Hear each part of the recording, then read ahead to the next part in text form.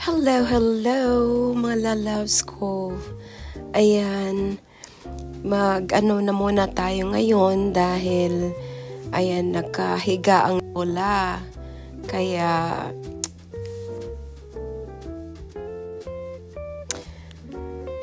ayan, naputol yung ating video.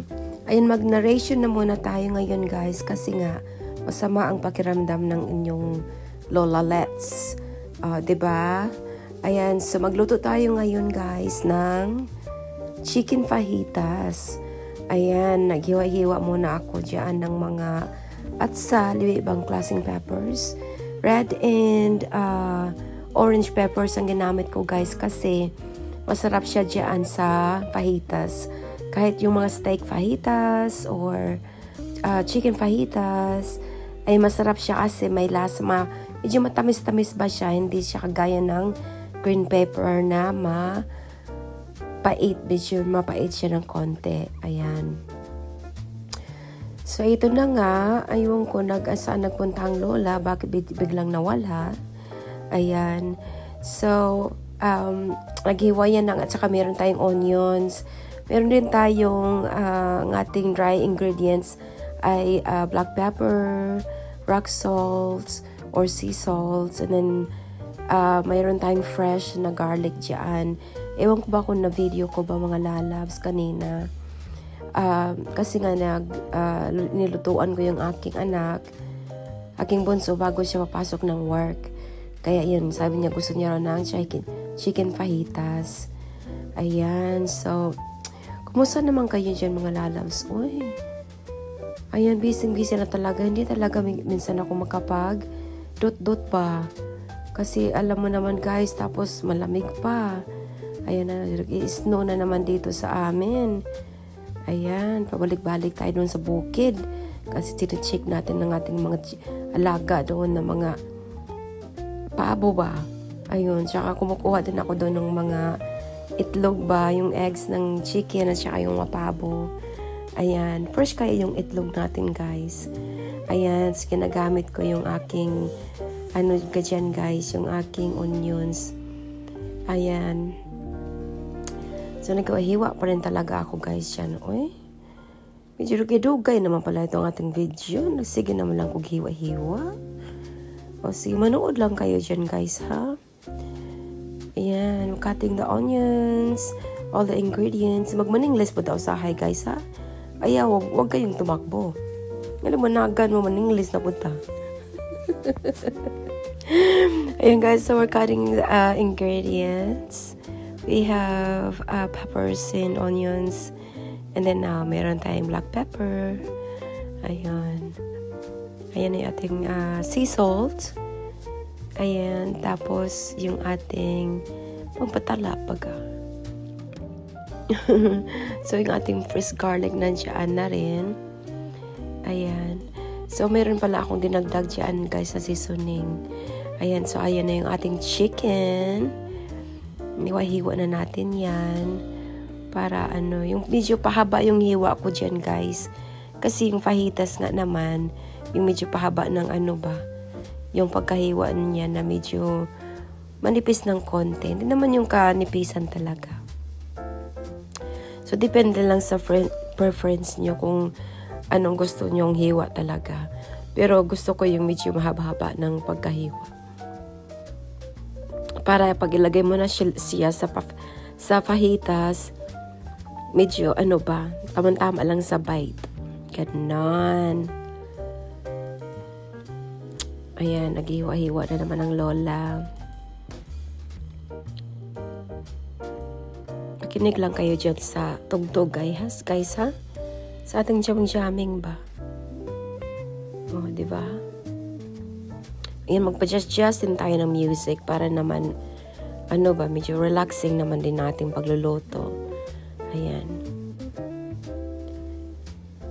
Masama talaga ang pakiramdam ko, guys. Uy, siguro sa ginaw ba? Yung iba katagalan ko na dito sa Amerika, guys. Iwan ko ba, hindi ba talaga ako nasanay sa, ng winter. Alam mo naman talagang taga-dagat pa, laking dagat pa. Sa probinsya. Nandoon parati sa sa liguan. Ayan. Big love shout out pala sa aking mga lalabs dyan, sa aking mga fingerlets. Ayan guys, kung gusto nyo gayahin tong guys, nung kumain pala ako nito guys, hindi na ako nagkanin. Ayan, ang sarap kaya guys kung naamoy nyo lang. Ganun talaga, hindi na ako nagkanin yun. Yan lang ang kinain ko, nabusog na ako. At saka ang sarap talaga ng yung red peppers saka yung orange peppers. Yung good combination ba? A perfect combination. Diba? Naghugas ng kamay muna ang lola. Siyempre, nakahawak ng chicken. Kailangan hugas ng kamay. Ayan.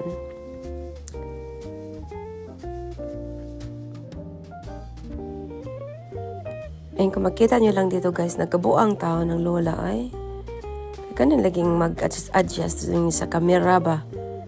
Sus Ginoo niya. Nabuang na talaga white kay ingon man nga. Uy, inday, kanusa man taon. Ingon white ba? Is lolo nga.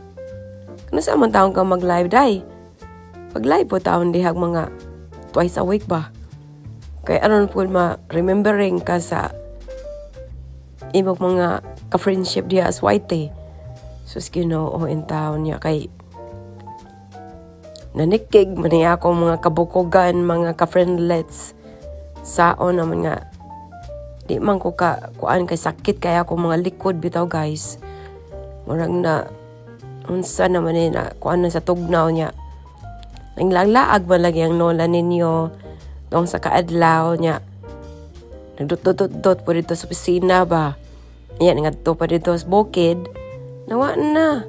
Natigang ang lola.